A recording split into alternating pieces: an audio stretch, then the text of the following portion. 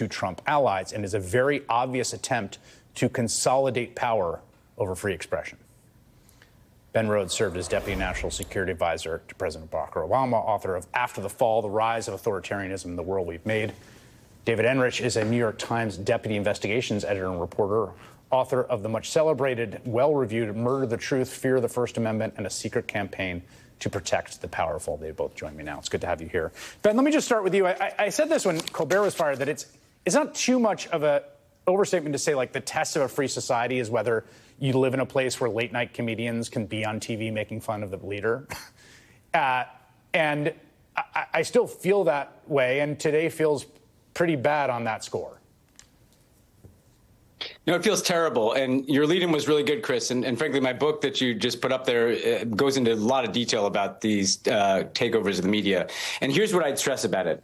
Some people see this and they think, well, you know, it's just one TV show. It's just Stephen Colbert. It's just Jimmy Kimmel. It's just late night. What you have to see it as a part of a concerted strategy where not only do you have pro-Trump oligarchs consolidating control of the media, and frankly, that's what they are. I mean, we were talking about Russia, if we were talking about Hungary, if we were talking about Turkey, you're talking about government-associated oligarchs, wealthy people with interest before the government, buying up the media because that's one way to retain favor with the leader.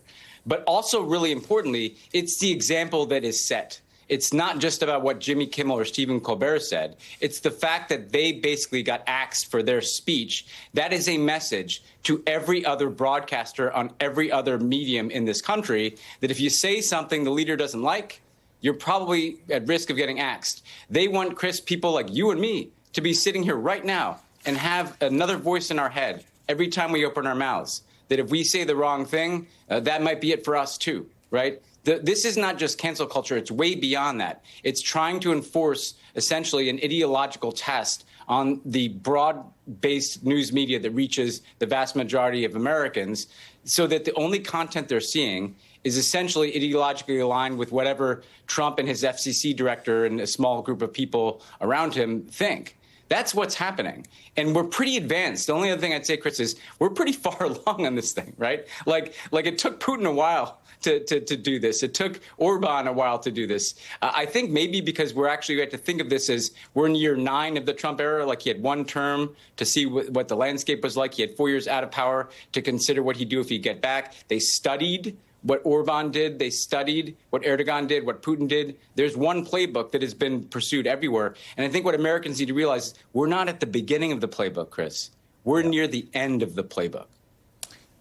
You covered that Paramount merger. And what's striking to me here is, you know, you've got this kind of, there's a little bit of a wink, wink, nudge, nudge, or what can be implicit, what's said behind closed doors. In this case, right, the company that owns a lot of these local affiliates, Nexstar, they have a big acquisition that needs approval by the FCC. They're trying to buy Tegna. And they also are lobbying explicitly for the Trump administration to basically deregulate local ownership rules. And not only that, but ABC, which is owned by Disney, has seen such an interest in making peace with the Trump administration for its own corporate interests that they bent over backwards to settle what most experts regarded as a very weak defamation case that was brought against ABC last year. And so you have this combination of factors where you have big companies that are desperate to make peace and afraid of incurring the wrath of the Trump administration. And you have an administration and a president that are more willing than probably any others in U.S. history to use the immense power of the federal government to enforce purity and to really shut down dissenting voices. And we're seeing this accelerating at what to me is a very surprising pace. Yeah, I mean, this is just what's striking here is how explicit it all is. So I want to just, you know, so Nexstar needs this approval, right? So here's Brendan Carr today reacting. I want to thank Nexstar for doing the right thing. Local broadcasters have an obligation to serve the public interest. While this may be an unprecedented decision, which is interesting, it's important for broadcasters to push back on Disney programming that they determine falls short of community values. I hope other broadcasters follow Nexstar's lead. And then I want to play this for you, Ben. So that's what he says afterwards. I want to play just so people hear the flavor of this. Carr today with his explicit threat that seems to be the precipitating incident, talking about doing it the easy way or the hard way. Take a listen. We can do this the easy way or the hard way.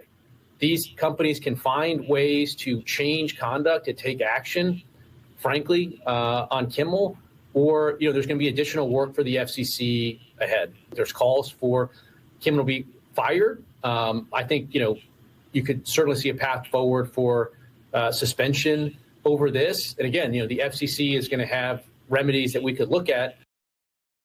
I mean, Ben, that's about as explicit a threat as I've ever seen in the time that I've covered politics and media. Yeah, and look, the FCC is usually a relatively kind of neutral, nonpartisan administrative agency, and the reality is that's kind of mob language, right? Like we do this easy way or the hard way.